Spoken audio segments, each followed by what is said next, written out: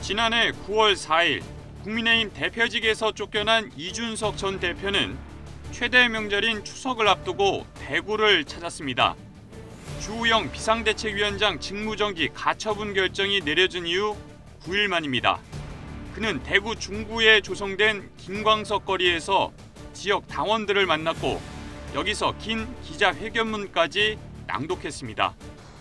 지금의 국민의힘은 그 당시보다 더 위험합니다. 2022년 지금 대구 시민들은 다시 한번 죽비를 들어야 합니다. 공천 한번 받아보기 위해서 불의에 귀부한다면은 그 권력자가 아니라 대구 시민들이 그들을 심판할 수 있다는 것을 보여주십시오. 그리고 권력자의 눈치 안 보고 타성에 젖은 정치인들이 더 이상 대구를 대표해서는 안 됩니다. 그는 어느 때보다 목소리를 높였습니다. 이 자리에서 1996년 15대 총선 당시 대구 선거를 언급했습니다. 총선이 있던 1996년은 가수 김광석 씨가 세상을 떠난 해이기도 합니다. 이 전 대표는 26년 뒤 김광석 거리에서 대구 시민들이 다시 죽비를 들어야 한다고 호소했습니다. 15대 총선 때 대구에선 과연 무슨 일이 있었을까?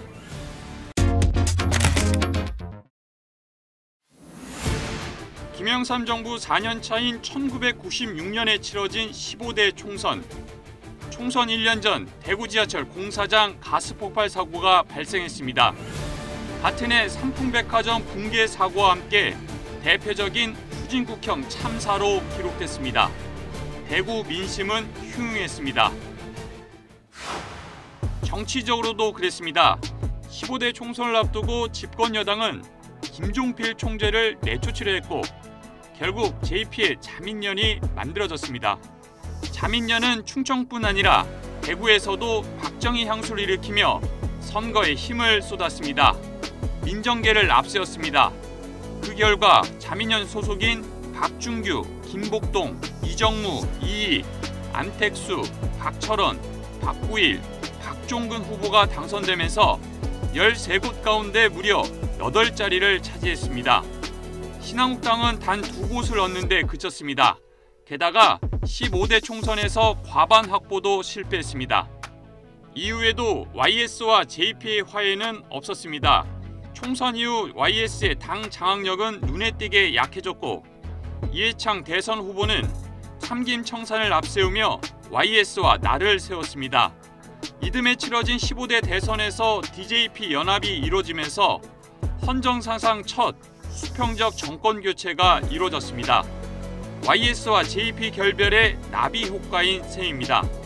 좀처럼 자신의 과오를 인정하지 않던 고 김영삼 전 대통령은 JP와의 결별을 후회했던 것으로 전해졌습니다. 대구는 국민의힘 계열 보수정당의 핵심적 지역 기반입니다.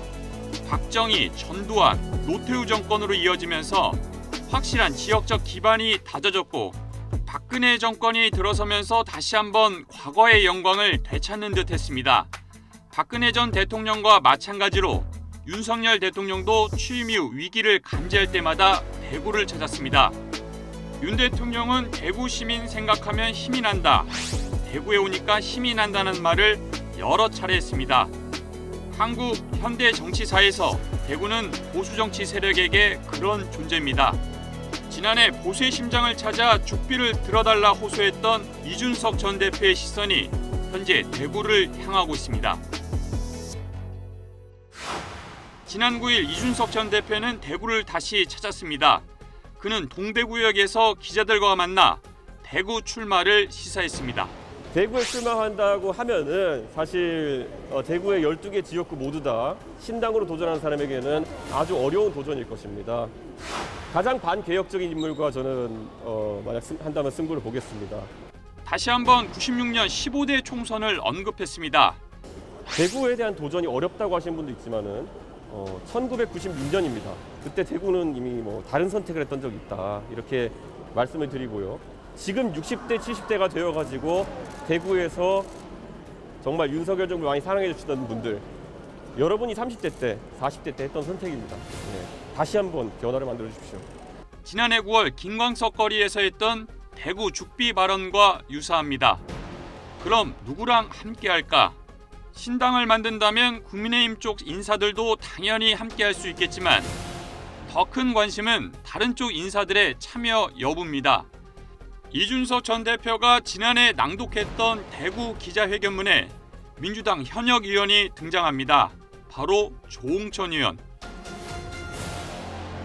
또한 당시에 조응천 공직기관 비서관은 위기가 오고 있다는 것을 널리 알린 휘슬블로어였습니다.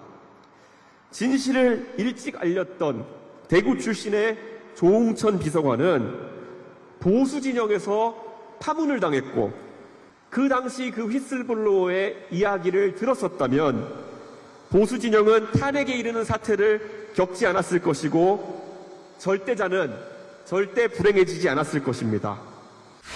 최근 조응천 민주당 의원은 12월까지 민주당을 바꾸려고 노력할 것이라며 안 된다면 탈당할 것을 암시하기도 했습니다.